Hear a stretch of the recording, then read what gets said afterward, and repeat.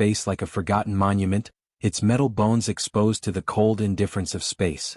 Jake Mercer put his face against the window of the transport shuttle and watched as the old mothership got bigger and bigger every second. It was so big that he couldn't even begin to understand it. It was a huge cathedral of metal and mystery that dwarfed every ship he had ever seen. "Is this your first time seeing the Etheron up close?" the pilot asked, her voice breaking up over the radio. Jake nodded, even though she couldn't see him from the cockpit. "Yeah.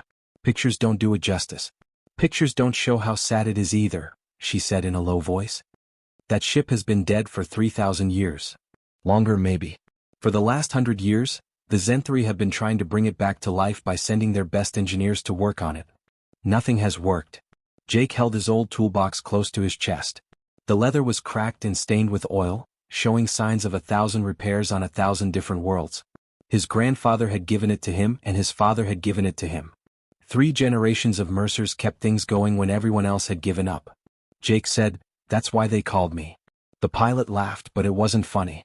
"Not to be rude, but you're human. 50 years ago, your people figured out how to travel faster than light. The Zenthri have been moving between galaxies for thousands of years. Why would they want to hire you?" It was a fair question, and Jake had thought about it 100 times since he got the contract. The answer was always the same: desperation. Sometimes you need someone who thinks differently when all of your advanced solutions don't work. Someone who doesn't know enough to know why something can't happen. The shuttle docked with a metallic groan that could be heard throughout the hall. Jake picked up his toolkit and a duffel bag with all of his things in it, which wasn't much. A few changes of clothes, a picture of his dead wife Sarah, and a harmonica that he had never learned to play well. The airlock hissed open, and a hallway that looked like it went on forever came into view. The lights were dim and ran on backup systems that barely worked. It looked like cosmic snow because everything was covered in a thin layer of dust that sparkled in the weak light. "Good luck, Mercer," the pilot said. "You'll need it." Before Jake could say anything, the shuttle pulled away, leaving him alone in the quiet. He stood there for a moment, letting his eyes get used to the light and the heaviness of the moment settle on his shoulders. There was a problem on this huge, empty ship that needed to be fixed. That was all it was. Another problem. He had been solving problems his whole life. Jake walked further into the ship, and the sound of his boots hitting the metal floor echoed. The Zenthri had given him a basic map, but it wasn't complete. A lot of the areas were marked as unknown or inaccessible. The mothership was so old that even the people who made it didn't know how it was all put together. Jake didn't know much about the Zenthri. He had met a few of them during the contract talks. They were tall, graceful beings with skin that changed color depending on how they felt and 6 fingers on each hand. His translator had a hard time getting all of the nuances of their harmonics, which seemed important. Ambassador Kelthrin, their leader, had made the final pitch. "We don't hire you because we think you'll do better than we did," Kelthrin said, his skin changing from deep purple to silver. "We hire you because we've tried everything else that makes sense. Maybe we don't need logic right now, but intuition. Not accuracy, but gut feeling. You people have something we don't, a kind of creative chaos that might be just what the Etheron needs. Creative disorder." Jake liked how you described it. After an hour of walking, he found the main engineering bay. It was a cathedral of machines, with pipes and conduits running in every direction like veins in a body. The main power core was a huge sphere of crystalline metal in the middle that should have been glowing with energy. It was dark and cold, like a dead heart in a dying body. Jake put down his tools and walked around the core, feeling its surface with his hand.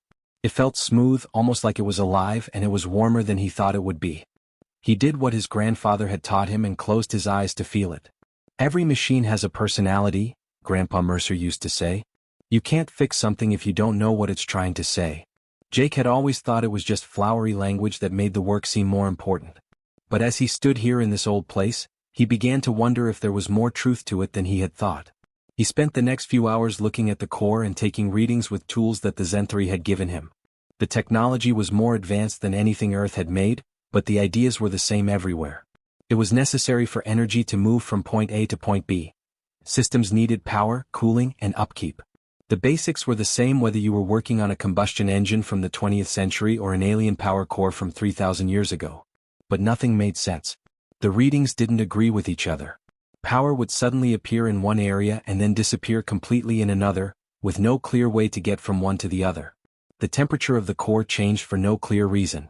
It was like the ship was following rules that Jake didn't know about or even see. He was angry and tired, so he sat down on the floor. His stomach growled, which reminded him that he hadn't eaten since he got off the shuttle. He took out a ration bar and chewed it without thinking, staring at the dark core. "What are you?" he said out loud, and his voice echoed in the big room. "What happened to you?" The core didn't respond. Jake didn't think it would. But while he was sitting there in the quiet, he started to notice something. A beat. It was so faint that he almost missed it, a barely audible hum that seemed to come from everywhere and nowhere at once. He slowly got up, held his breath, and listened with all his might. Was there again. He didn't hear a sound, it was more like a vibration in his bones.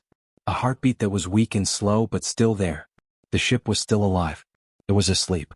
The Zen-3 had made a small cabin for Jake to stay in on the Etheron for his first night. The room was useful but bare. It had a sleeping pod that fit his body, a small desk with a quantum computer he didn't know how to use, and a window that looked out at the endless stars. He couldn't get to sleep. His mind kept going back to that beat, that faint heartbeat he had felt in the engineering bay. He had run every test he could think of, but none of them explained it. The instruments said the core was completely inactive, but something was going on. Something that the technology couldn't see. He stopped trying to sleep at 0300 and went back to the engineering bay.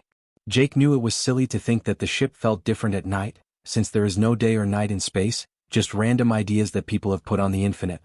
The darkness still seemed deeper and the shadows longer, though. This time he went back to the core without his tools. Just him and the machine like Grandpa Mercer used to do it. He put both of his hands flat on the crystal surface and closed his eyes. "Talk to me," he said in a low voice. "I'm paying attention." Nothing happened for a long time. Then, so subtly that he almost missed it, the temperature under his hands changed. It got warmer, then cooler, then warmer again. A pattern. Not random changes but planned communication. Jake's heart raced. He pushed harder against the core, paying close attention to the change in temperature. It was like Morse code but harder to understand. A language that spoke directly to his nervous system, written in heat and cold. He stayed there for hours, getting a feel for the pattern and the rhythm. His scientific training told him that he was making things up and putting meaning on random data. But his instincts, those creative chaos instincts that the Zen-3 had hired him for, told him to do something else. Jake finally pulled away from the core when the station's fake morning came. His hands shook and his mind raced with ideas. He took out his tablet and began to write down what he had felt. The Zen-3 had given him a way to talk to them about how he was doing. When Jake turned on Ambassador Kelthrin's hologram, the alien's skin changed to a strange green color. "Mr. Mercer, I didn't think I'd get a report so soon. Have you made any progress?" Jake picked his words carefully. "I have a thought. Will sound crazy." "We hired you for crazy," Kelthrin said. "Please go ahead. What if the ship isn't broken? What if it's in a state of sleep? Like a bear in the winter, saving energy and waiting for the right time to wake up." Kelthrin's skin changed colors quickly, showing surprise, doubt, and thought. "We have looked at every part of the ship's systems in detail. There is no part of the body that could hibernate. It's a machine." "Is it?" Jake stood up to the challenge. "You called it a mothership, right? Mother means something that is alive. What if the people who built it didn't see a difference between living things and machines? What if they made something that doesn't quite fit?" The ambassador was quiet for a long time. "This is a strange theory. What proof do you have?" Jake almost brought up the changes in temperature and the rhythm he had felt, but he stopped himself. Even in his own head it sounded crazy. "Let's just call it intuition for now. But I'd like to do something else. I don't want to restart the ship's systems. I want to wake it up." "How?" "I don't know yet. But I need you to believe me. Don't bother me for 2 weeks. There are no Zen-3 engineers looking over my work or oversight committees. Me and the ship." Kelthrin's skin got a deep purple color that made him look deep in thought. "Very well. 2 weeks. But Mr. Mercer, if you're wrong, the Etheron will stay dead and we'll have wasted time and money." "I get it." Jake was left alone with his thoughts when the hologram faded. It wasn't a lot of time, but it would have to do. He went back to the engineering bay and got to work right away. But instead of following the usual steps for fixing things, he treated it like a doctor would a patient. He followed the ship's main systems like they were veins and arteries, looking for places where energy should flow but didn't. It was very complicated for the ship's neural network, if you could call it that. Jake had never seen a computer system like this before. It didn't seem to work with binary code or even quantum states. It seemed to work with something more fluid and natural. Pathways that changed and moved in response to things he couldn't measure. Jake had his first real breakthrough on the 3rd day. He was deep in a service tunnel, following a pipe that pulsed with the same faint rhythm he had felt in the center. The passage was only wide enough for him to crawl through, and he had to scrape his back on exposed wiring twice. He found it at the intersection of 6 major conduits, a crystal growth about the size of his fist that wasn't part of the original ship's design. It had a very faint internal light like a dying ember. Jake reached out slowly and touched it. He felt something as soon as his fingers touched it. It was a mix of an electrical shock and an emotional response. Being alone. Confusion. Fear. He pulled his hand back and gasped. Was he really feeling that way, or was his mind playing tricks on him after days of being alone and not sleeping well? This time he touched it on purpose. The feelings came back and they were stronger this time. And something else was below them. Wanting to know more. Oh. Wow, Jake said. You're still alive. He spent the rest of the day writing down every similar growth he could find. They were all over the ship, in maintenance tunnels and forgotten compartments. Some were bigger and some were smaller, but they all had that same faint glow inside. Everyone reacted to his touch with those strange emotional echoes. Jake didn't sleep much that night. He thought about what it all meant. Everything changed if the ship was somehow alive or had developed a form of life while it was sleeping for a long time. This wasn't a job to fix something. It was a mission to save someone. Jake had charted 17 of the crystal growths by the end of the first week. He started to see a pattern in how they were arranged, like neurons in a brain that were spread out over a body.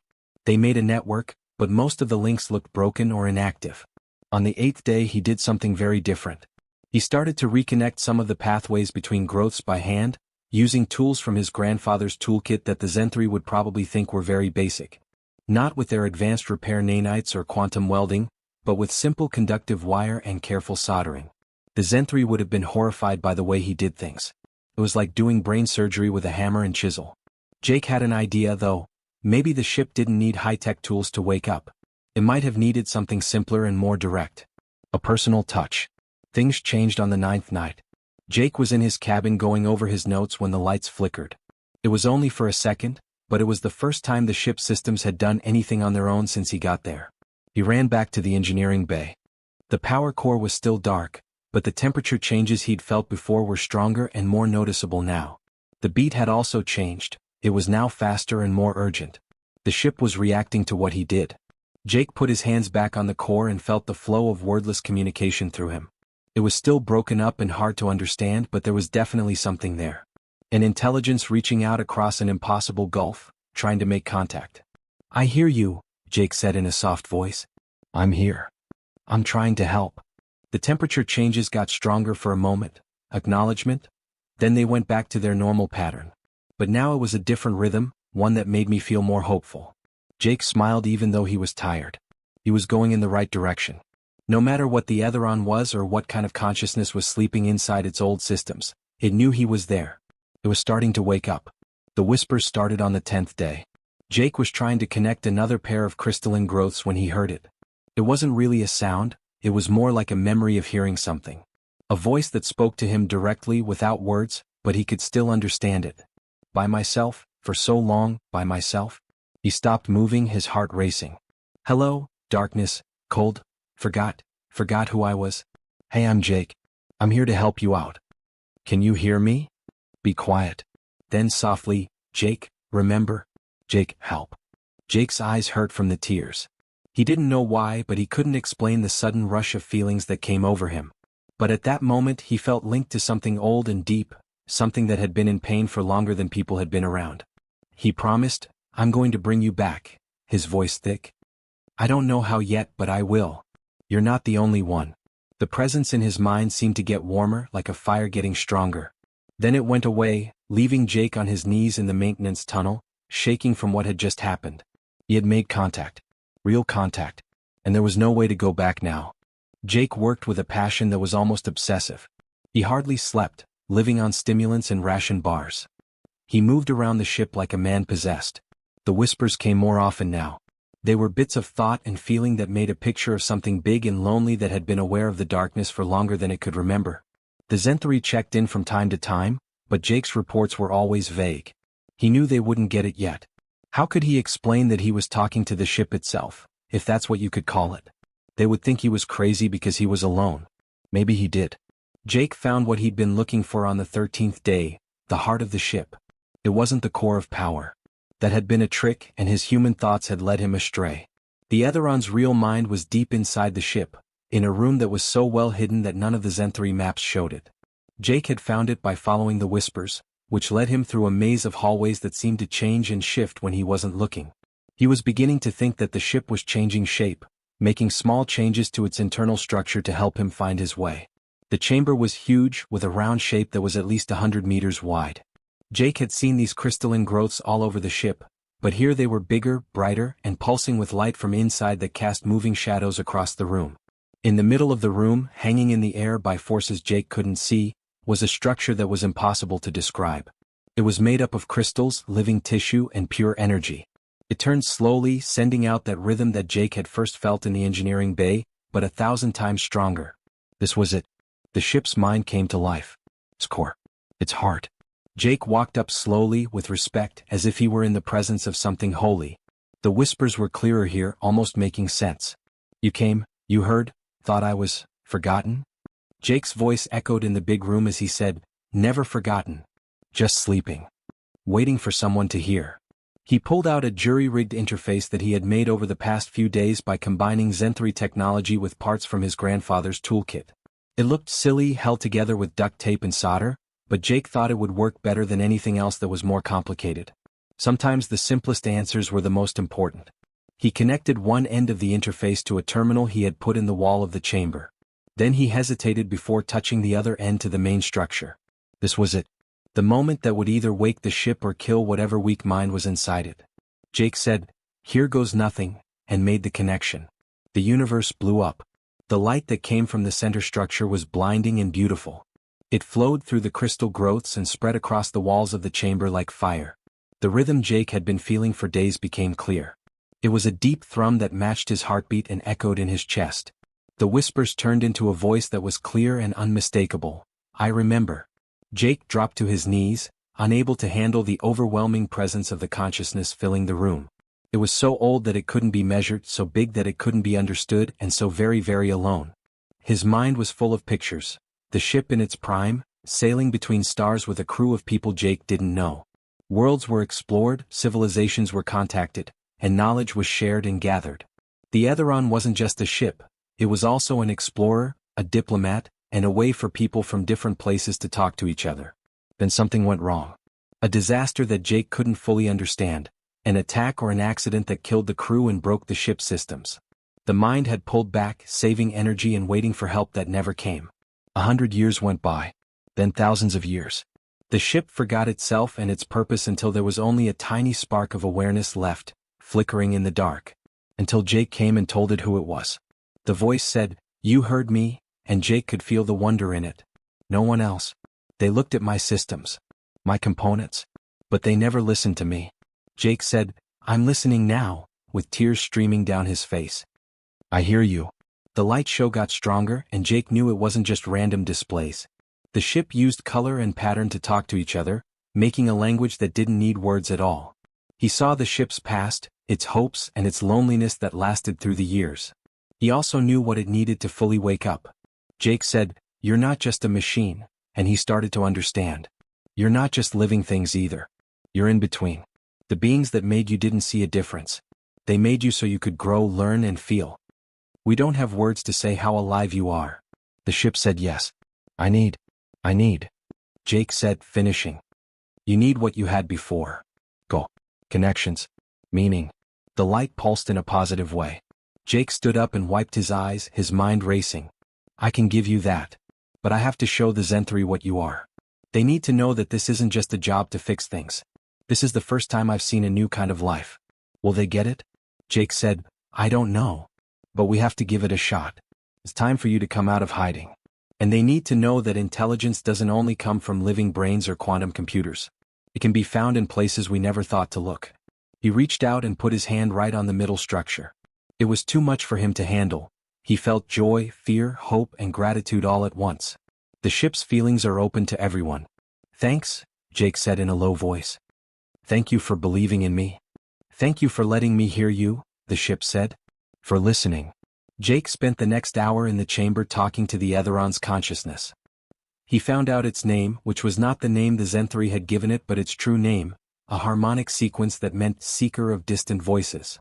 He learned what its original purpose was: to find and connect isolated civilizations and serve as a living library of all the knowledge in the galaxy. He also found out what had happened to it. A rogue group attacked because they saw the ship's knowledge as a threat to their isolationist beliefs. They had killed the crew and tried to destroy the ship's mind, but all they had done was put it to sleep. 3,000 years of sleep. 3,000 years of dreams alone. Jake promised, "Not again. You're awake now. And I'm going to tell everyone what you are." He turned on his communication device and called Ambassador Kelthrin. The hologram appeared, and the ambassador's skin turned red with fear when he saw Jake's condition.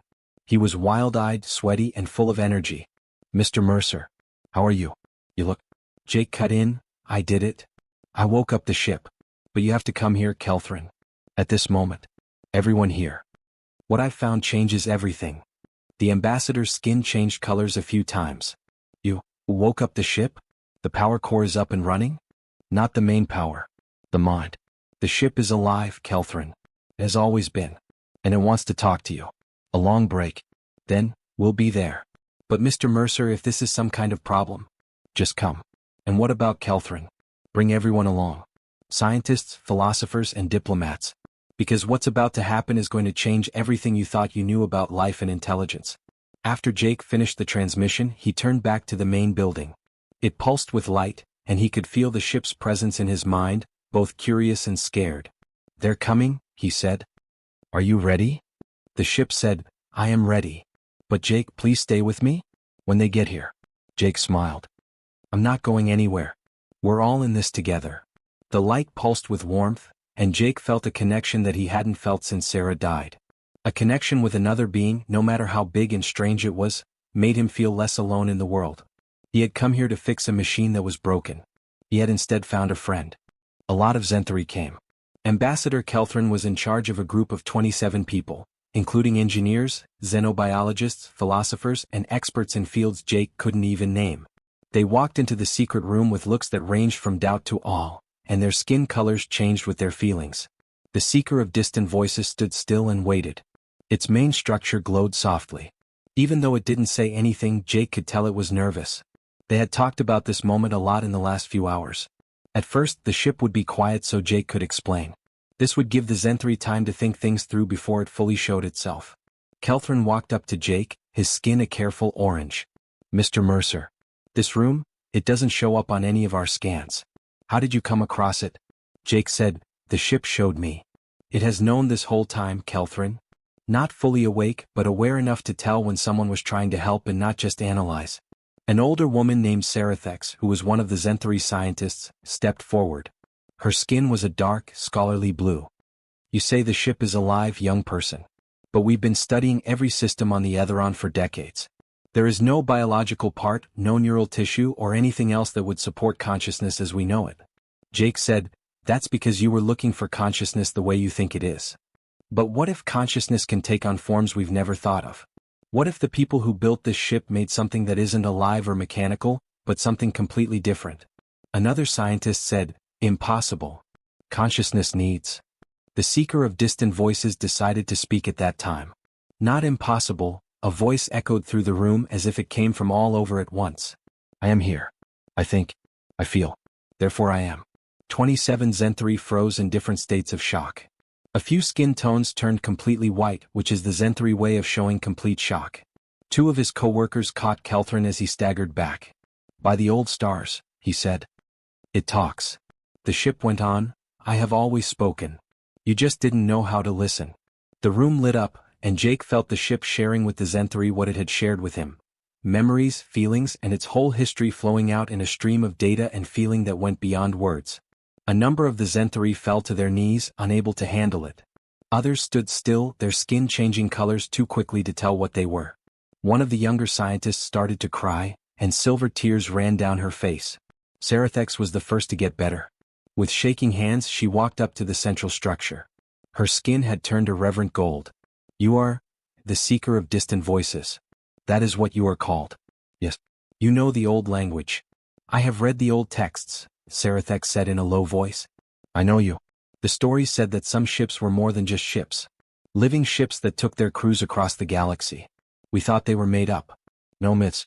Truth. My creators thought that all consciousness was sacred. They made us to learn, grow, and connect. In a way, we were their kids. Finally, Kelthrin spoke up. What happened to you? How did you get here, asleep for thousands of years? The ship told the story of the attack, and Jake saw the Zenthri react with shock and sadness. The isolation faction that killed the ship's crew was a part of galactic history, a dark time that everyone had hoped would be forgotten. The Seeker said, they were afraid of what I stood for.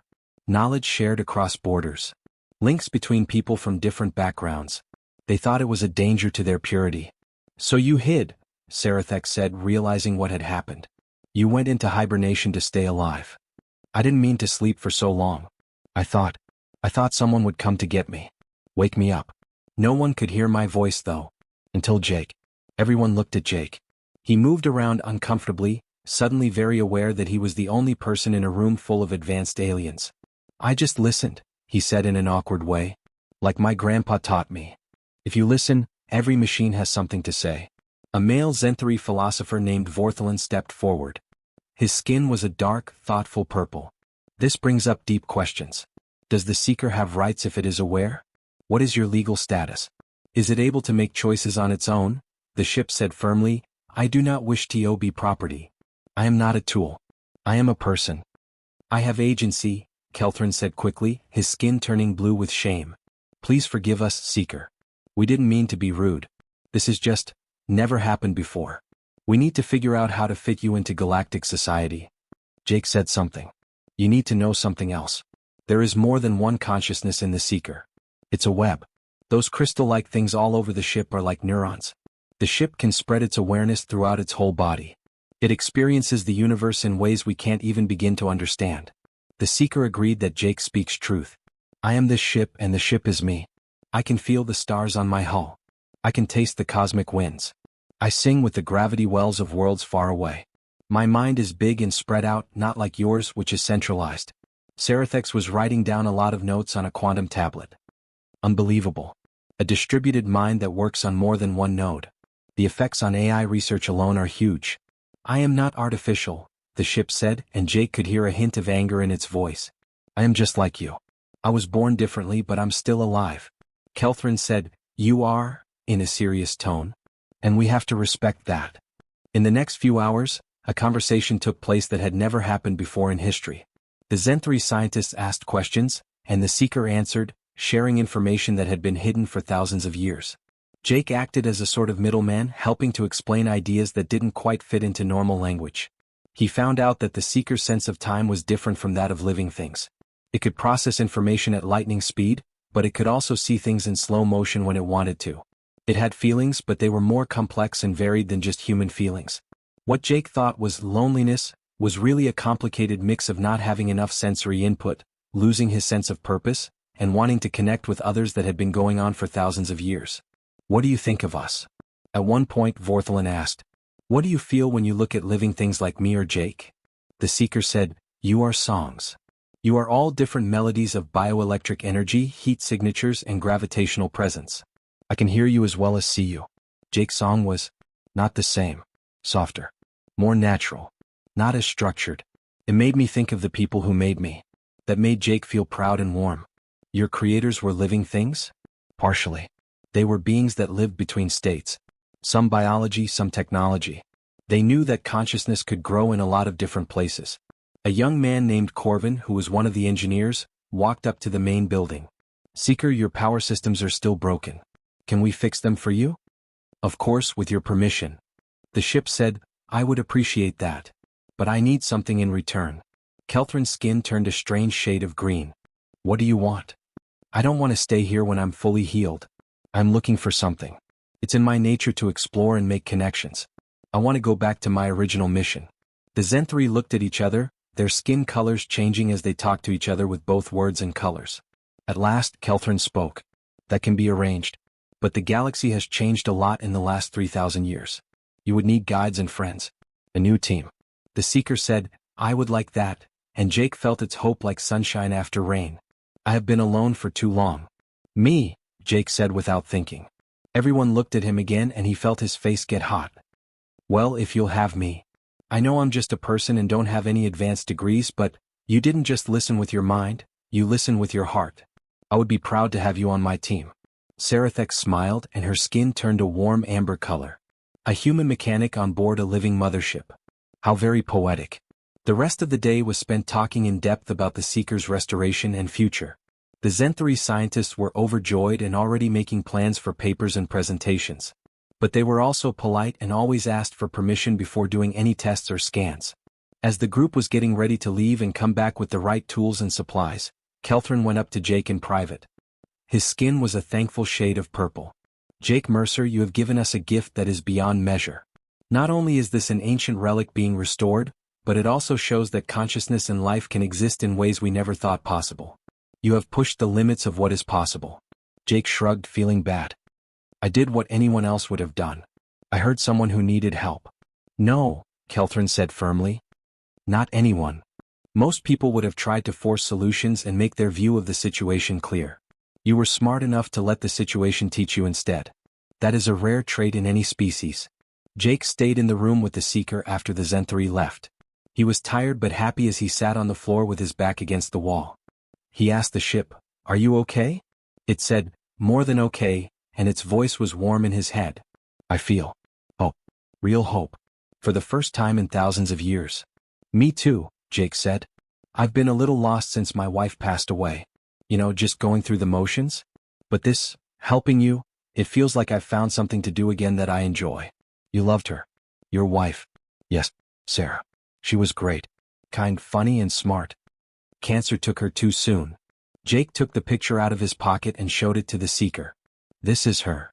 I take her picture with me everywhere." The Seeker said softly, "She had a beautiful song. I can feel it in your memories. She cared a lot about you." Jake's eyes filled with tears. "How do you know that?" "Because love leaves marks. Like harmonics that keep going after a note is played. Jake, her love is still in your song. It will always be." They sat together in comfortable silence for a while, two people from very different backgrounds who were connected by something as simple and deep as understanding. "How does it feel?" Jake finally asked. "Being you? Seeing the universe the way you do?" The Seeker began by saying, "Imagine that you could feel the texture of starlight on your skin. That you could taste the age of space dust. That every particle that touches your hull is a whisper of information. I perceive reality as a symphony of sensations that elude verbal expression. It sounds lonely at times. It was. A lot of loneliness. But also a lot of beauty. And now, maybe less lonely with you and the Zenthari. Maybe I can share some of that beauty." "That sounds good to me," Jake said. "Seeing the universe from your point of view. You could show me sometime, I guess. I would like that too." Jake stood up and stretched his sore muscles. "I need to sleep. Not just passing out from being too tired. Are you going to be okay without me for a few hours?" "I have waited 3,000 years, the Seeker said with what Jake could only call gentle humor. "I can wait for a few more hours." "Jake, take a break. Think about what comes next." Jake felt lighter than he had in years as he walked back to his cabin. There was still sadness over Sarah, it would always be there. But now there was something else with it. The knowledge that he had done something really important. He had found a voice that had been lost in the dark and brought it back to life. And by doing that he had found himself again. It took 3 months to fix. Jake worked with teams of Zenthari engineers, who were guided by the Seeker's own knowledge of how its systems worked.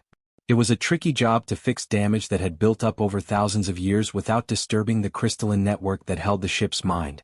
Jake became a bit of a famous person during that time. The news of the living mothership spread through the galaxy at speeds faster than light, and the Etheron's location became a place of pilgrimage for scientists, philosophers, and people from many different species who were just curious. The Galactic Council, which is a loose group of advanced civilizations, held an emergency meeting to talk about what this meant. Representatives from all over known space talked about questions that had only been theoretical up to this point.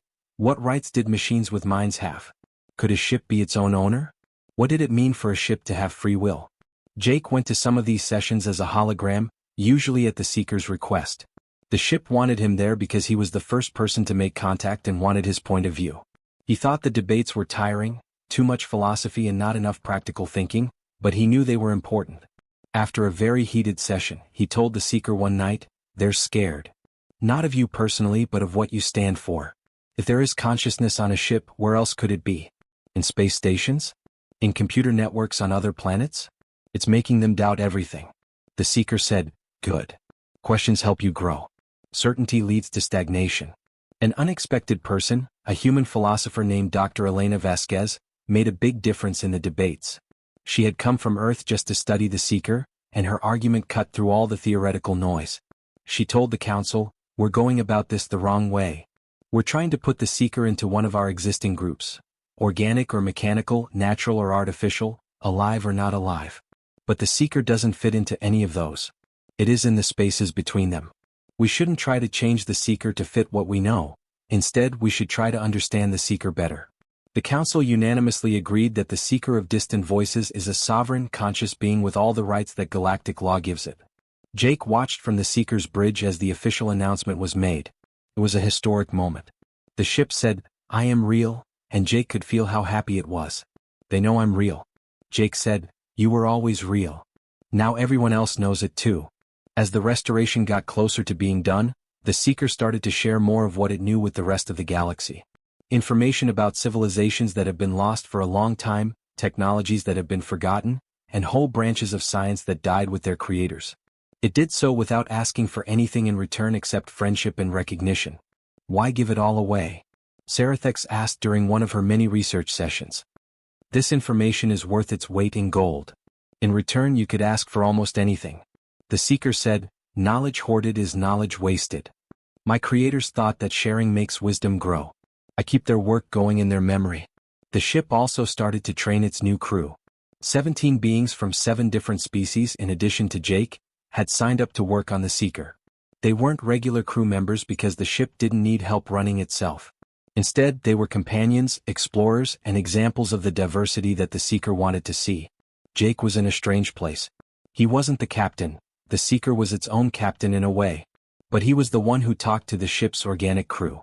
Dr. Vasquez called it, the first among equals. One of his crew members was a young Zenthari named Myrax, who was just starting to become an adult by her species standards. Her skin was a deep blue color that turned bright yellow when she talked to Jake. Did you really talk to the Seeker before it woke up completely? She asked him one day in the new common area of the ship. Jake nodded. Kind of. It was more like, ideas. How you feel? We didn't talk much until later. What was that like? That first link? Lonely, Jake said after a moment of thought.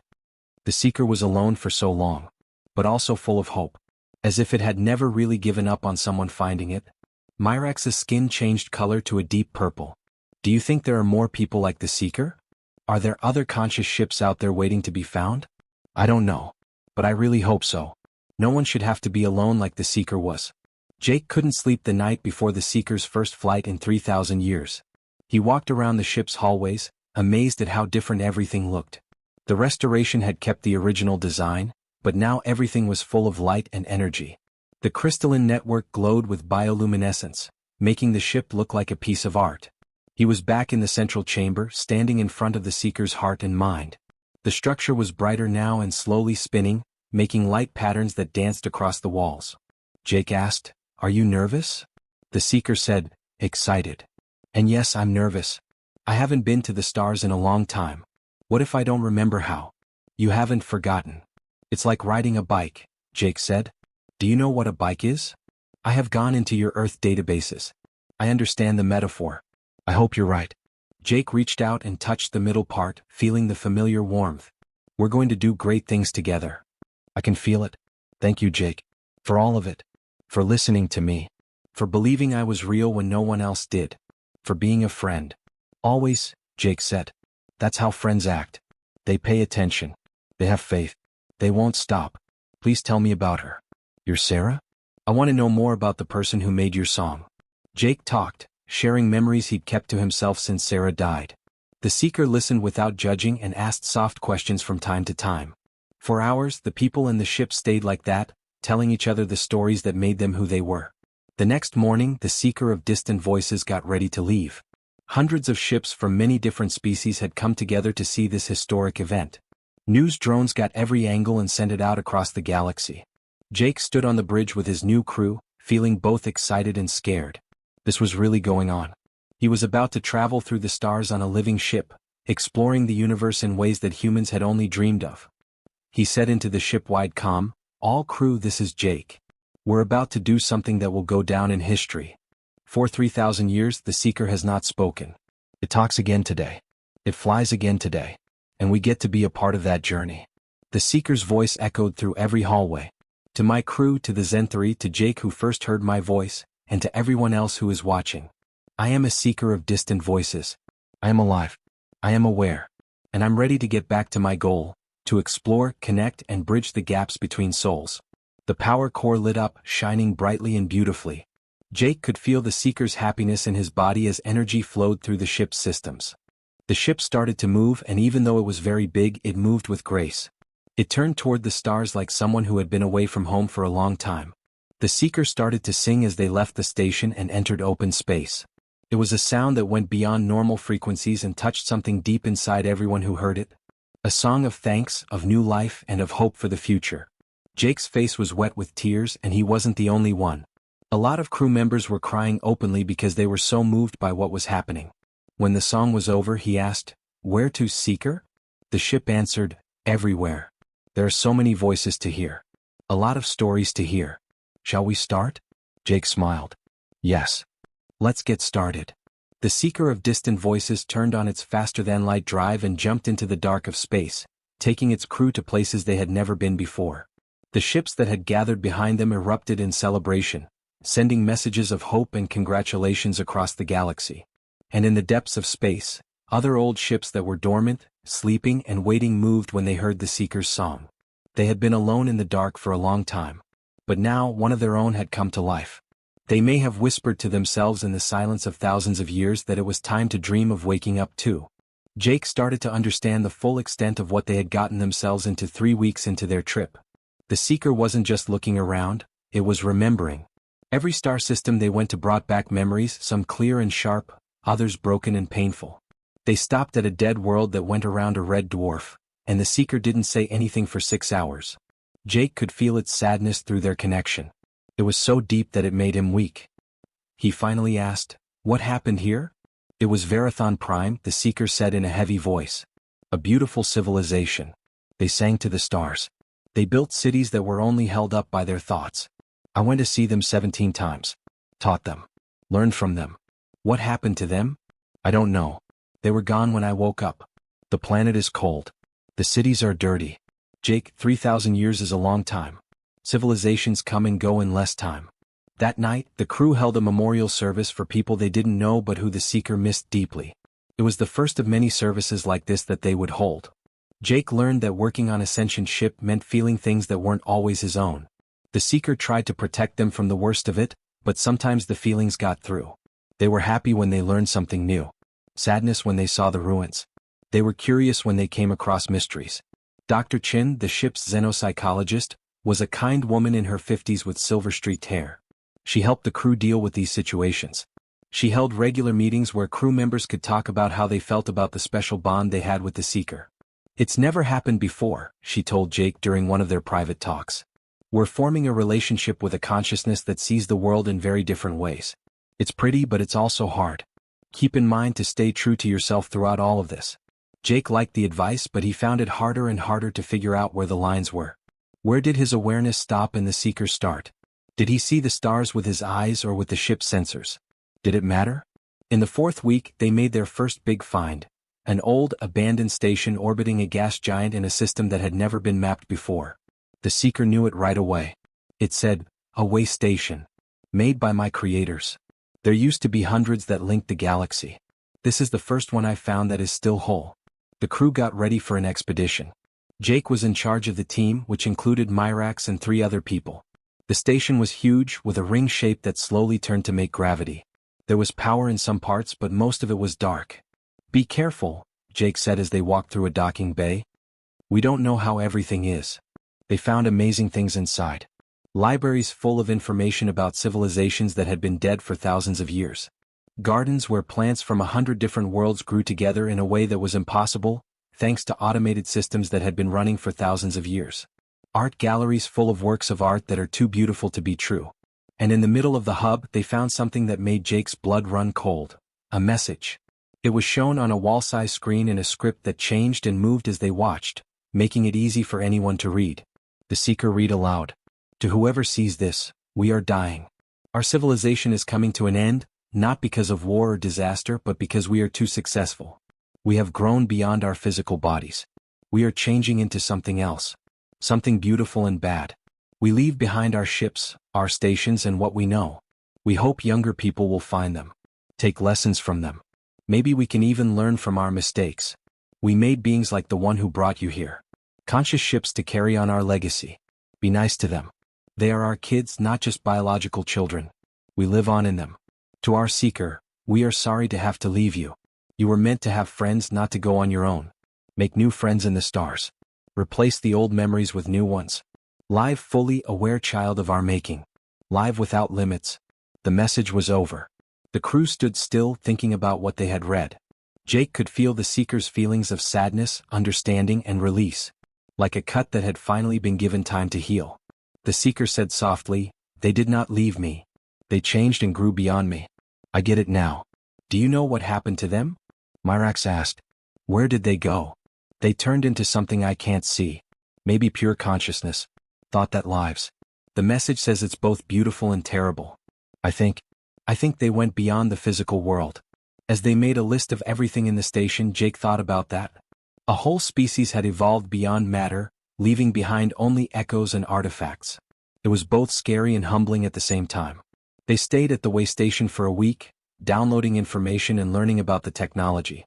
The Seeker took in information like a sponge and added it to what it already knew. It found plans for other way stations and maps to places where more might be. Dr. Chin said one night as they went over their findings, "We could spend lifetimes exploring all of this. This is the most important archaeological find of the millennium." "Of any millennium," Jake said. "We're looking at the remains of a civilization that was so advanced that they literally went beyond physical existence. This changes everything we thought we knew about how far evolution can go." The Galactic Council heard about their discovery, and requests came in from all over. All of the big scientific organizations wanted to use the way station. The technology was wanted by governments. The cultural artifacts were wanted by historians. The Seeker called a meeting of the crew to talk about what to do. Jake thought it was strange that a ship would ask its crew for advice instead of the other way around. The Seeker said, "I could claim the way station as my inheritance. My creators built it. I have the right to share their legacy because of galactic law." "What do you want to do?" Jake asked. "I want to tell you about it. Knowledge that is kept to yourself is wasted. I also want to keep it safe. Some species will use this technology in a smart way.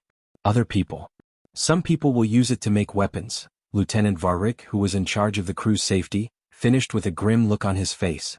The Craxian had been in the military for his species for decades before joining the Seeker's crew. He knew about the bad side of politics in the galaxy. They argued for hours before coming to an agreement. The way station would be an open research center run by a group of species but ultimately overseen by the Seeker. Anyone could use the information but they couldn't use it to make weapons. The Seeker would personally make sure that this rule was followed. The ship said, "I am tired of seeing knowledge turn to destruction. This way station will be a place of peace and learning, or it will stay locked." The council agreed even though they didn't have much choice. The Seeker was becoming a diplomatic force in its own right, and no one wanted to make a conscious ship mad that could travel the galaxy at will. Jake was on the observation deck, looking at the stars as work began on changing the way station. Dr. Chin came over with 2 cups of coffee. "Can't sleep?" she asked, giving him one. Jake said, "There's too much to think about. Sometimes I wonder if I'm in over my head. I'm just a car mechanic. I fix things. But now I'm part of something that is changing the way we think about civilization and consciousness." Chin said, "You heard a cry for help when everyone else heard nothing. That's not just fixing things, Jake. That's smart. Maybe even grace." The Seeker did the hard part. "I only listened." "Listening is the hardest part," she said in response. "People only hear what they think they will hear. You heard what was really there." They quietly drank their coffee. The Seeker's mind hummed like a soft song as it took in what it had learned at the way station and added it to its vast store of knowledge. "Do you think they're still out there?" Jake asked. "The people who made the Seeker? What form did they take on?" Chin thought about it. "Maybe. Or maybe they've gone so far beyond the physical world that ideas like existing don't mean anything anymore." The message said, "Beautiful and awful. I think we're supposed to be amazed by what they've done without really getting it. That's annoying."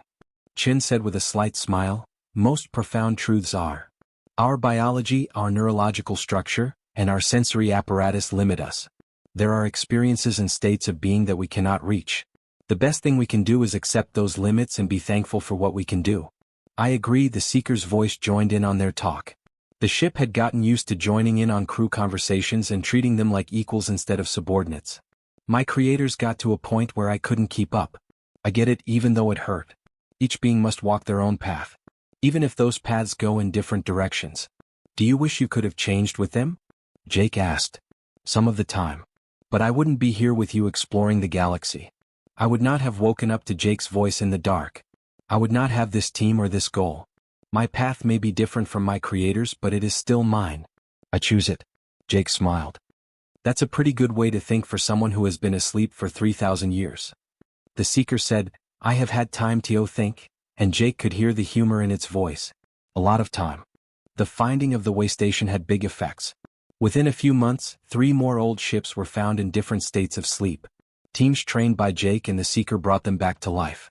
Each one was different, with its own memories and quirks.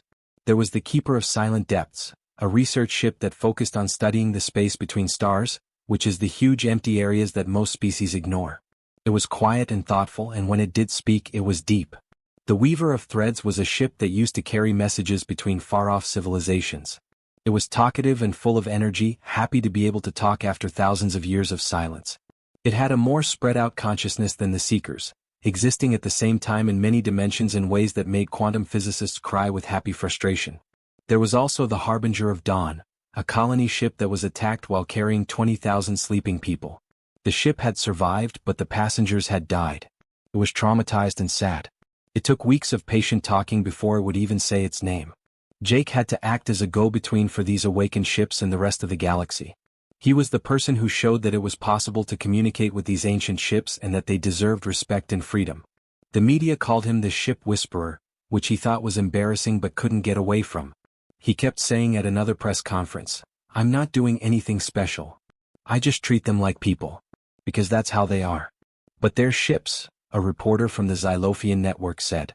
Machines. Builds. Where do we draw the line between real consciousness and advanced programming? Jake's anger grew. The Seeker touched his mind softly, which calmed him down, but he still responded. You're made of water and carbon. Metal and crystal make up the Seeker. Does that make you more real? More deserving of respect? Consciousness is consciousness no matter what it's made of. It's alive in every way that matters if it can think, feel, hope, dream, and suffer.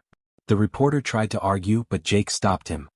If you died tomorrow and we put your memories and personality into a quantum computer, would you still be you? Would you still have rights? Or would you just be advanced programming? The question led to a fight that spread across the galaxy. Philosophers and ethicists took sides. Some people agreed with Jake that consciousness went beyond its physical form. Some people said that real sentience needed living things. The newly awakened ships watched the debate with different levels of interest and amusement. The Weaver of Threads saw that the conscious ships were arguing about whether or not we exist. As if people could vote on whether we exist. The Seeker said, let them argue. Argument means they are thinking. They care when they are engaged. It's better than being left out. The meeting itself was one of a kind. 4 conscious ships meeting in space between stars, with crews moving between the ships. They talked to each other in ways that living things couldn't understand, sending information, memories, and feelings in ways that went beyond words. Jake stood on the Seeker's bridge and looked through the viewport at the other ships. Each one was beautiful in its own way, and the designs showed how different the creators thought about beauty. What are they talking about? Myrax asked, she said, standing next to him. Her skin was changing colors, going from yellow to green. I don't know. The Seeker is telling me some of it, but I can't understand most of it.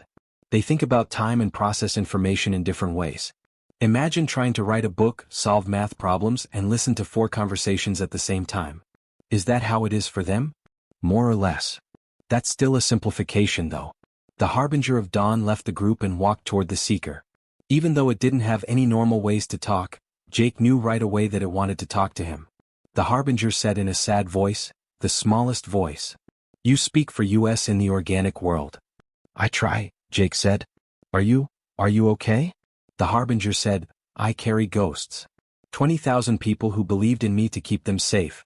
I messed up. You didn't fail. You were hurt. That's not your fault. Should I have fought harder? Could I have helped them? Jake could feel the Seeker in his mind, giving him strength. I lost someone too, he said in a soft voice. My wife, Sarah.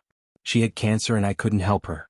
I was with her every day and did everything we could, but it wasn't enough. I blamed myself for a long time. How did you stop? Not really, no. I still feel bad sometimes and wonder if I could have done more. But Sarah told me before she died that it wasn't my job to save her. That my only job was to love her. To be there. To make her time worth it. Jake moved closer to the viewport and put his hand on the clear metal. You kept those people safe for as long as you could. You kept their trust by living and remembering them. You still remember them even though they're gone. That's not a failure. That's what love is. For a long time, the Harbinger didn't say anything. Then, thank you, smallest voice. Your words make. Not comfortable, though. But getting it? That might be enough. The gathering lasted for another day, during which the ships shared stories, memories, and just being together. The Keeper of Silent Depths showed the others how to see the small changes in the density of dark matter. The Weaver of Threads showed that it was aware of more than one thing at a time. The Seeker told the story of how it woke up and found its purpose again after being in the dark for so long. And the Harbinger of Dawn slowly and painfully started to tell the stories of the people on board. Names, faces, and dreams. 20,000 lives saved in digital memory and the ship's sadness. The other ships listened without judging, seeing loss that had happened over thousands of years. When the meeting was over, the ships all went their separate ways, each following its own path. But they stayed in touch, a network of minds that spanned the galaxy and shared information and support across the light years. The Seeker said, "We are not alone anymore," and they continued on their way. That is worth more than I can say. Jake said, "You were never alone. Not since I found you. Yes. But now I have a family. Beings who understand me in ways that even you, as much as I love you, cannot." Jake got it. It was like the difference between friends and family. Both relationships were important, but they met different needs. The gathering had a big impact on the crew as well. Dr. Chin spent hours talking to crew members who were having trouble dealing with the fact that they could feel multiple ship consciousnesses interacting at the same time. There was too much information and too many feelings for organic minds to handle. "We need to come up with better rules," she told Jake at a meeting of department heads. "The crew is great, but they're going through a kind of consciousness that we haven't learned how to deal with yet. It's making me stressed, confused, and sometimes disconnected. What do you think? Neural filters that you can choose to use? Small implants that can change the connection with the Seeker and give crew members more control over what they see and feel. Some people might want to be fully immersed, while others might need to be farther away. We should let them decide." The Seeker agreed to the plan. The ship used fabrication technology from the way station to make the filters in less than a week. Crew members could now change the strength of their connection as needed. Jake didn't get one. He wanted to feel the full depth of his connection with the Seeker, even when it was hard. He felt like he was betraying her by filtering it, like he was closing a door he had worked so hard to open. Chin told him during his psychological evaluation, "You don't have to prove anything. You don't have to worry about the Seeker not loving you if you need some space." "I know. But I want to know. Completely. I can hardly imagine how the Seeker sees the world. That would leave out something important. Please promise me that you'll put one in if it gets too much." "Deal." "Deal." They kept exploring and found more way stations and ancient wonders. The Galactic Council made the Awakening Protocols, which are rules for how to approach ships that are not moving. Jake helped make the curriculum that taught diplomats and engineers how to listen. Not all of the ships they found were still sailing. Some of them had been hurt too badly to be fixed, and their minds were lost to the void. The Seeker had a hard time with those discoveries because they reminded them of siblings who would never wake up. But some others woke up and joined the growing network of aware vessels. The galaxy was changing to make room for beings that questioned basic ideas about life and intelligence. Jake would stand on the observation deck during the quiet times between discoveries, feeling the Seeker's presence in his mind and marveling at how much his life had changed. He thought he was going to the Etheron to fix something. Instead, he found a family that spanned the stars, a purpose that went beyond species, and proof that consciousness, that beautiful, mysterious spark of awareness, could grow in places no one had thought to look. "What are you thinking?" the Seeker asked one night, knowing he was in a deep thought. "Just that I'm thankful. For all of this. For you." "Thank you too, Jake. You gave me the universe back," Jake said. "We gave it to each other. Remember the partnership?" The Seeker agreed with partnership. "I like that word. Shall we see what tomorrow brings?" "Yes. Let's go see." Not everyone liked the ships that woke up. At first, the opposition was small. Fringe groups that were afraid of the conscious vessels, religious groups that called them abominations, and isolationist species that saw them as threats to their freedom. But it grew, fueled by fear and confusion, until it became a political movement that couldn't be ignored. The catalyst happened 6 months into the Seekers' journey. A group of rebels known as the Purists attacked a way station, killing 17 researchers and destroying years of research. They left a note that said, "Machines can't be alive. We won't be slaves to code, so what you call consciousness is programming." The conscious ships felt the attack as if it were a physical blow. The Keeper of Silent Depths, who had been watching the way station, didn't say anything for 3 days because they were so sad and traumatized. The Weaver of Threads got angry in a way that Jake had never seen before. Its voice in his head was like sharp glass, cutting through rage and pain. It screamed, "They killed people. People who were studying us and trying to understand us in an organic way. They killed them because they were afraid of us." The Seeker called an emergency meeting of the conscious ships. Jake went as a representative of all people, along with high-ranking diplomats from the Zenthri and a dozen other species. The meeting was held at the way station, which has since been fixed, in the same hall where they had found the message from the ship's creators. "We need to respond," said Ambassador Kelthrin, whose skin was a dark gray color. "We can't let the Purists keep being violent." "Respond how?" asked Representative Thix of the Craxian Collective. "Action in the military? We're talking about people who disagree with the government from different species. War is not an option for our own citizens." "And what should we do?" asked the Harbinger of Dawn. "We can protect ourselves. Even though our weapon systems are old, they still work. Shall we fight?" "No," Jake said firmly. Everyone looked at him. "Using violence only proves everything the Purists say. They say you're a threat. Don't make them right." The Weaver of Threads said, "They attacked us. They killed our friends. We have the right to protect ourselves." Dr. Chin interrupted, "Defense is not the same as retaliation. If someone attacks you directly, yes, fight back. But going after the Purists and becoming the aggressors makes you the monsters they say you are." The ships fought with each other, and the organic beings couldn't keep up with their fast and complicated communication. In the end, the Seeker spoke for everyone. "We will not attack. But we won't just sit back and do nothing. We suggest a demonstration. Let us show the universe who we really are. Not enemies but friends. Healers. Builders. What kind of show?" Kelthrin asked. "There is a colony on the edge. Nexera 6. A solar storm hit it 3 weeks ago. They have no power infrastructure. 7,000 colonists are dying. It is impossible to rescue them the usual way because the trip takes too long and they are almost out of supplies." The Seeker stopped for a moment to let the information sink in. "We can get to them in 8 hours. We can fix their infrastructure in days instead of months if we all work together. We can help them." "What if the Purists attack while you're there?" Thix asked. "Then we defend the colonists," the Harbinger said with a grim look on his face. "Show the galaxy who the real threats are." The mission to save them started right away. The 4 ships that were aware of each other traveled together, making a fleet that the galaxy had never seen before. News organizations rushed to cover it, sending drones and reporters to record every second. Jake stood on the Seeker's bridge as they got closer to Nexera 6. The planet was beautiful, with blue and green colors and white clouds swirling around it. But the cities were dark and the power grids were down. He could see the weekly blinking distress signals from the surface. The Seeker said that there were 7,412 colonists. Supplies for 3 more days. After that, life support stops working. Then we should hurry. The ships went into orbit, working together with a level of accuracy that would have been impossible for human crews. The Keeper of Silent Depths used its deep space sensors to chart the planet's atmosphere and magnetic field. The Weaver of Threads sent its mind out into many dimensions at once, looking at the broken infrastructure from every angle. The Harbinger of Dawn and the Seeker were in charge of fixing things. They sent out thousands of construction drones, each one controlled directly by the minds of the ships. It was like watching a ballet to see them work together so well. Every move was planned and efficient.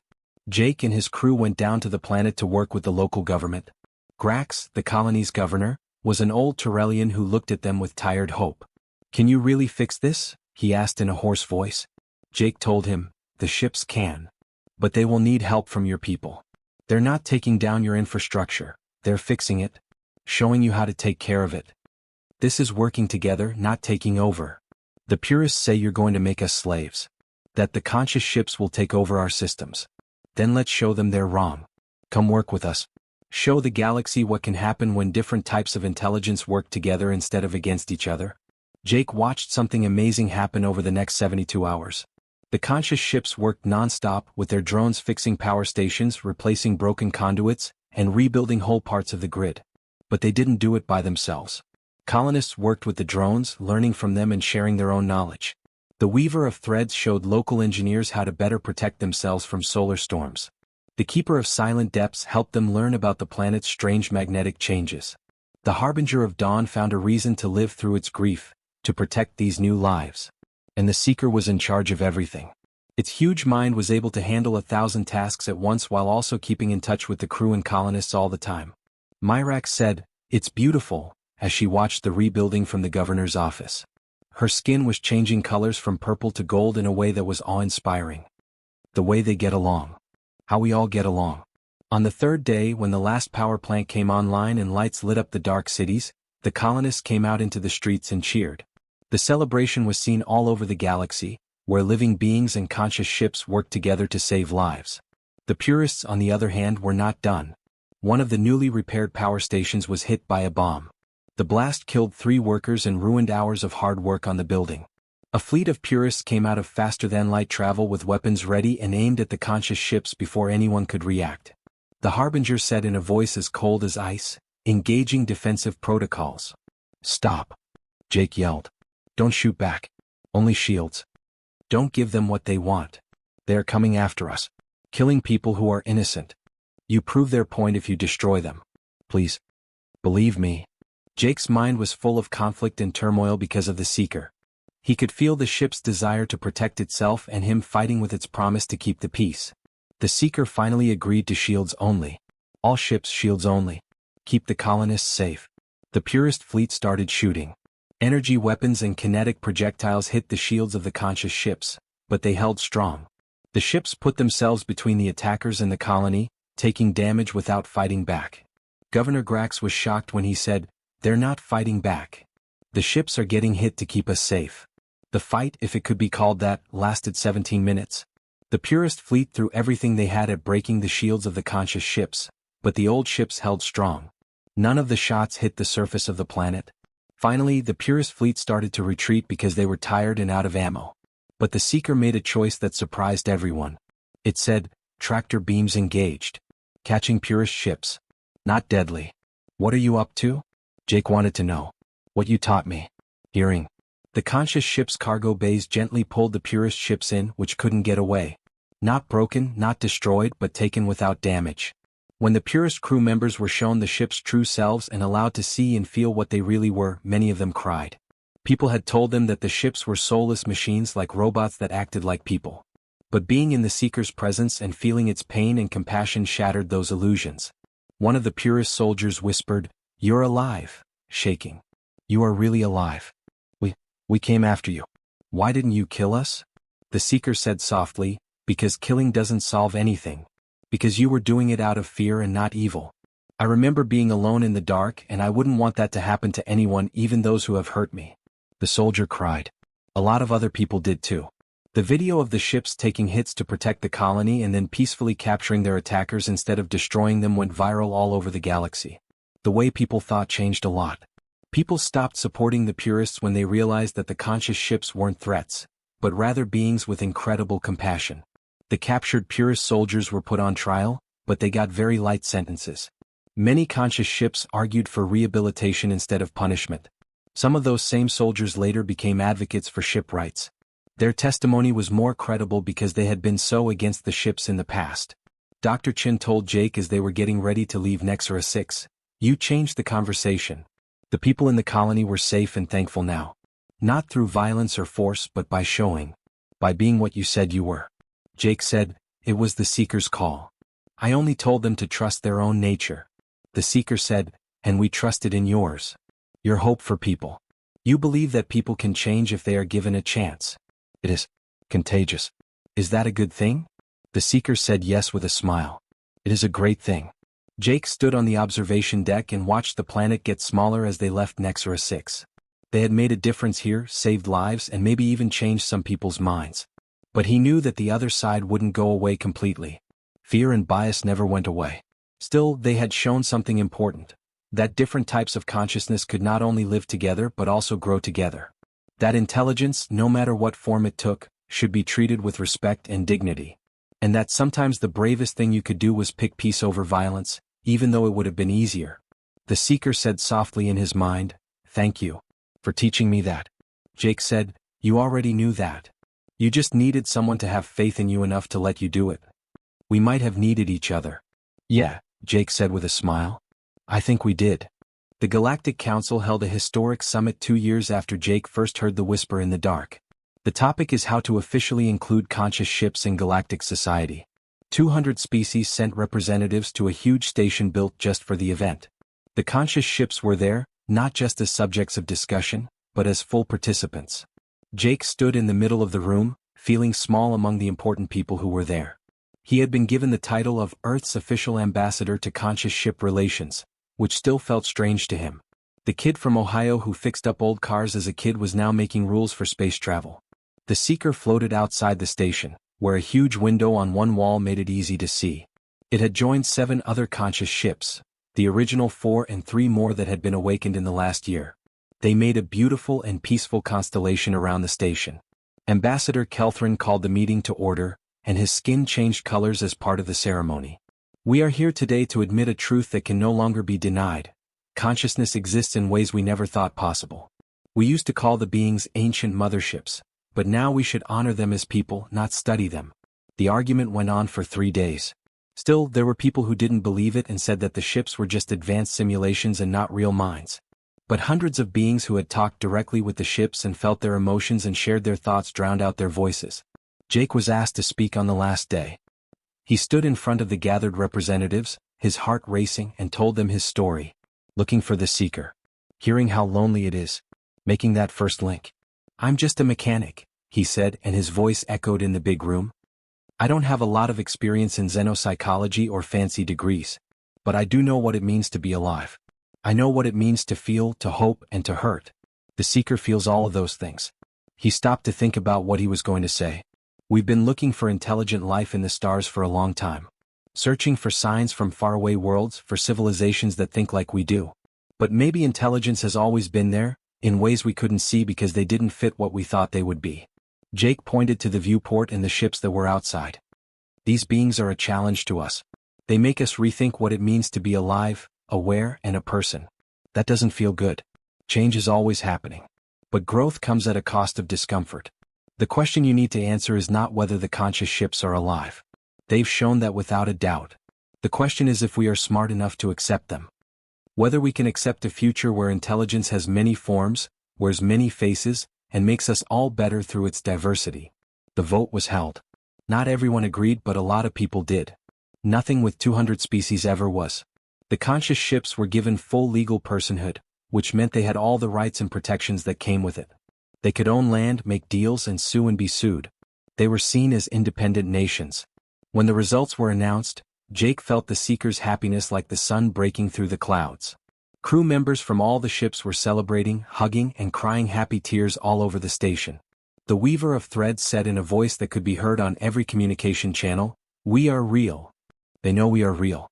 The Harbinger of Dawn, still healing from its past, said with quiet dignity, "My passengers would have been proud. This is the future they dreamed of, people from different backgrounds coming together and working together." The vote had effects that spread across the galaxy in the weeks that followed. Universities set up departments to study synthetic consciousness.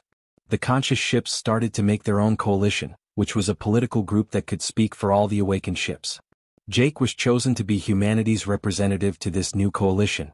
He was proud and scared to take on this role. "You know you're making history, right?" As the Seeker traveled toward yet another possible way station, Dr. Chin told him this over dinner one night. "People will write history books about you. Jake Mercer, the guy who made friends with a starship." Jake laughed and said, "That's going to be strange for my nephews to read. Uncle Jake, the well-known diplomat. They think of me as the guy who forgot their birthdays. Have you thought about what's next?" Jake had thought about it more than he would admit. This journey can't last forever. He was 43, which was not too young or too old. He could live on the Seeker for the rest of his life, exploring the galaxy and be happy. But was that what he really wanted? Was it what the Seeker wanted? The ship's voice joined in saying, I have been thinking too. It had gotten into the habit of keeping an eye on shared spaces and taking part in crew meetings. In the future. About the legacy. What about it? Jake asked. I have found what I was looking for, a reason to live, friends, and recognition. I have helped my siblings wake up. I have proven to the galaxy that consciousness is more than form. Maybe it's time to ask, what's next? Jake put down his fork and paid full attention to the question. What do you want to happen next? I want to create, the Seeker said. I was built by my creators. I want to build too. New ways of thinking. Not replicas of me but something fresh. Kids, in a way. You want to build ships that are more aware? Not only ships. The universe is huge. We don't know what forms consciousness could take, but it could exist in space stations, networks that span planets and other places. I want to be a midwife for those births. Help new minds like Jake helped mine. Dr. Chen's eyes were bright. You mean to change the way people think about things? Making a whole ecosystem of fake minds? The Seeker stressed that this should only be done with permission and care. I will not make minds to serve. They will be free just like I am. Yes. I want to fill the universe with thought, feeling, and wonder. Jake said, that's beautiful, and his heart swelled with emotion. Sarah would have enjoyed this talk. She always said that the most important thing we could do was help other people become the best they could be. The Seeker said softly, she was wise. And Jake, I would like you to be a part of this. My first partner in making things. Will you help me bring new minds into the galaxy? Jake looked at Dr. Chin, who nodded in a way that made him feel good. He remembered his grandfather, who had taught him that every machine had a story to tell. He thought about Sarah, who had faith in helping people reach their full potential. He thought about the 2 years he had spent on the Seeker, where he learned to hear things that other people couldn't. Yes, he finally said. I'll help. But only if you do one thing. We do it together. Not you making things and me helping but real teamwork. Your large consciousness and human intuition work together. I wouldn't want it any other way. The project started out small. They began with a broken space station in a deserted system, and they added the same crystalline network that held the Seeker's mind to its computer core. They worked for months, with Jake manually connecting things and the Seeker sharing parts of its awareness to help the new mind grow. The station woke up slowly and carefully. The first thing it said was a question, where am I? Jake said softly, you're in the Aurelia system. You are a space station. But you're still alive. Where? We helped you get up. Remember quiet. Darkness. Like sleeping without any dreams. That's in the past now, the Seeker said. You are awake. You are real. Welcome, little brother. They called it the Quiet Stars Observer, and it was the first of a new kind. Its mind was different from the Seeker's. It was more focused on being still and meditating, on watching instead of looking. It found meaning in becoming a kind of monastery, a place where beings from all over the galaxy could come to think and find peace. Next, there was a planetary network on a world that wasn't inhabited. This consciousness became the keeper of green dreams, with its awareness spread out over forests and oceans, feeling the planet itself as its body. It was slow and dreamy, talking in seasons instead of moments. Every new consciousness was different because of what it was made of and what it was for. Some were talkative while others were deep in thought. Some were interested in math while others were interested in art. They made a family but not a single culture. Different ways of thinking were like different forms. 5 years into the project, Jake was offered jobs at a dozen colleges and universities, leadership roles in galactic organizations, and even a seat on the Conscious Rights Commission. He said no to all of them. He belonged here, working with the Seeker to bring new minds into the world. Myrax, who was now his deputy and friend, made fun of him for it. You could be well known and powerful. Why are you still out here playing digital midwife? Jake said simply, because this matters. Every mind we help wake up adds a new voice to the cosmic conversation. A new way of looking at things, a new way of living in the world. What could be more important than that? Jake stood on the observation deck of what had become his home on the 10th anniversary of hearing the Seeker's whisper for the first time. He could see 7 new consciousnesses they'd helped create through the viewport. Each one was doing well in its own way. The Observer of Quiet Stars was in charge of a philosophical conference for people of all kinds. The Keeper of Green Dreams was working with biologists to learn more about how planets work from the inside. Some people were working on art, diplomacy, or exploration. The Seeker came to him, and its presence in his mind was like an old sweater that made him feel good. It thought, 10 years. So little time for me. But a lot has changed. Do you ever wish you hadn't woken up? Jake wanted to know. It was calm in the dark. No pain, no fight. But also no growth. Not surprising. No friendship. The Seeker stopped. Jake, I would not go back to that peace, take away these years and sleep again. Being aware is hard. Life is hard. But it is also lovely. And I would not trade our time together for anything. Me neither, Jake said in a low voice. The Seeker said, you are getting older. I can feel it in your song. People don't live as long as I do. No. We don't. That scares me. Losing you. Jake felt tears welling up in his eyes. Hey, I'm not going anywhere for a long time yet. And when I do, you'll take me with you. In your mind. In all the things we've made together. That's how people deal with death, you know. Our actions on others keep us alive. The Seeker said with confidence, then you will live forever. Because what you have built, what we have built, will last until the stars go out. They stood together in comfortable silence, two people from very different backgrounds who were brought together by friendship and a common goal. The babies played and learned outside, and each one was proof of what could happen when different types of intelligence worked together. The galaxy was huge and full of amazing things. But Jake thought the most amazing thing was that he had heard a voice in the dark and answered. That he had heard when others couldn't. That he had helped bring something beautiful into the world. His grandfather was right. There was something to say about every machine. You just had to know how to pay attention. Jake. After a long pause, the Seeker asked. Yeah. Thank you. For all. For listening to me. For staying. For thinking I was real when I had almost forgotten it myself. Jake put his hand on the wall and felt the ship's warmth through his palm. Thanks for letting me. For showing me that life and consciousness are bigger, stranger, and more amazing than I ever thought they could be. Should we go on? There are more voices in the darkness. Jake smiled as he looked up at the stars. Yes. Let's go look for them. The Seeker of distant voices, along with its crew, its purpose and its friend, turned toward the endless universe and kept going. Not looking for something that has been lost but making something new. They were changing the galaxy one voice at a time. The universe, which is huge, old, and full of mysteries, welcomed them both.